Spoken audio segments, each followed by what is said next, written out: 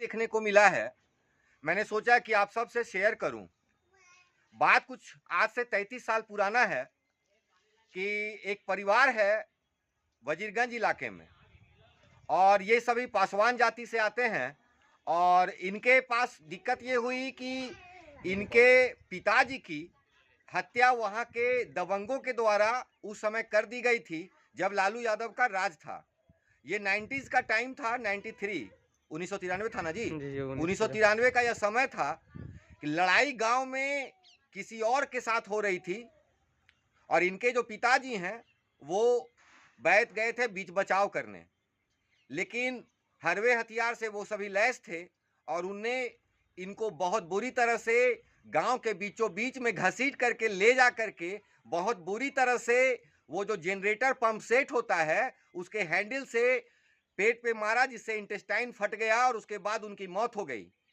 तो आइए, मैं अभी उसी परिवार के साथ हूं और मैं जानने का प्रयास करता हूं कि आखिर उस समय क्या हुआ था। आपका नाम क्या है? रामबली पासवान। रामबली पासवान जी, 1993 में क्या हुआ था, इसको खोलिए। 1993 में हमारा पिताजी बिहन कवार रहे थे मोरी, और झगड़ा दूसरे के कारण हो रहा था।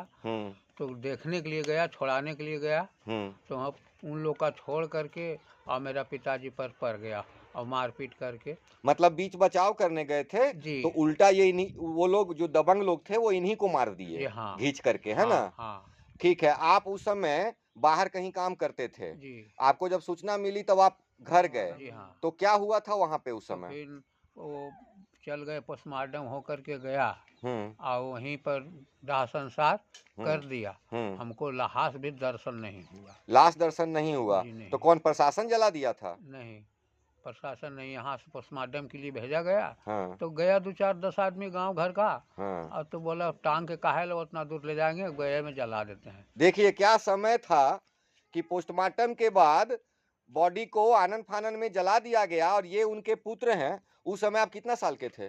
करीब करीब उम्मीद 25 30 थे। 25-30 के बीच में थे। जी हाँ। और ये इन्होंने अपने पिता का अंतिम दर्शन भी नहीं कर पाए और लाश को जला दिया गया।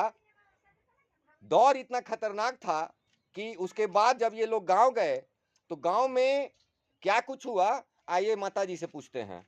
क्या हुआ था गांव जो आप लोग गई थी? गाँव नहीं है तो ओने से आया तब माटी तेल लेके आता है एक ड्राम, कहता कि घर में उझल इधर के देखिए। हाँ, घर में उझल के आग लगा के सब बाल बच्चा के झोल के मार देगा, समनी डर से भाग गया। आग लगा के मार देगा। हाँ। और यही वजह है हाँ। कि यह जो परिवार आप देख रहे हैं, ये सब लोग ये 33-34 साल से झारखंड के कोडरमा में छुप करके रह रहे हैं और अपने गांव वजीरगंज भी नहीं जाते।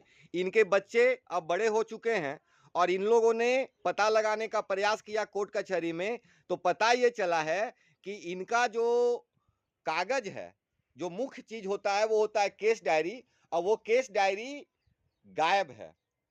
न थाने में है न कोर्ट में है। और उस केस में 33 साल से कितने आरोपी थे, कितने लोगों पर आरोप लगाया गया था? कम से कम 10 12 आदमी था, लेकिन जिसमें 8वां आदमी का नाम पड़ा था। और एक भी अरेस्ट नहीं हुए एक भी अरेस्ट नहीं। आज तक सभी। और कुछ लोग तो सुने कि मर भी गए। हाँ, कुछ तो मर गए हैं। अच्छा, तो हाँ। जो बचे हैं उनके लिए आप क्या चाहते हैं? बचे हैं तो उनके लिए तो यही चाहते हैं कि मेरा पिताजी को कुछ नाम पर सरकार द्वारा कुछ पैसा आया हुआ है, वो अगर मिल जाता है तो हम लोग का कुछ सहारा हो जाता है। पैसा मिल जाता है तो सारा नहीं, मुआवजा चाह रहे हैं और न्याय चाह रहे हैं। ये देखिए, ये 1993 में दर्ज यह कॉपी है, इसमें सारा डिटेल है और इनके पास एकमात्र सबूत के तौर पर यही बचा हुआ है, बस यही बचा हुआ है। 8 लोगों को आरोपी बनाया गया था, जिसमें 2 या 3 लोगों की मौत हो चुकी है। और जब कोर्ट में ये लोग प्रयास किए पता लगाने का, तो पता चला कि केस डायरी ही नहीं है और केस अभी तक चल रहा है। लेकिन कहाँ चल रहा है, किस जगह पे पहुंचा, उन लोगों का अरेस्टिंग नहीं हुआ। जो अधिकारी उस समय इस केस में इन्वॉल्व थे उन सभी का लगभग का ट्रांसफर और मतलब वो लोग रिटायर भी हो चुके हैं। लेकिन 33 वर्षों से यह परिवार, यह गरीब परिवार न्याय की आस में भटक रहा है और यह छुप करके कोडरमा में रह रहा है। अभी आपने सुना कि माता जी ने क्या कहा।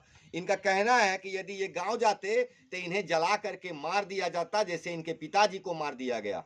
तो मैं अभी सरकार से, सम्राट चौधरी की सरकार से और चिराग पासवान जी और गया प्रशासन, चूंकि वजीरगंज गया जिले में आता है, मैं कहना चाहूंगा कि इसका उद्भेदन करिए, नहीं तो जरूरत पड़ी तो इसके लिए आंदोलन भी करेंगे।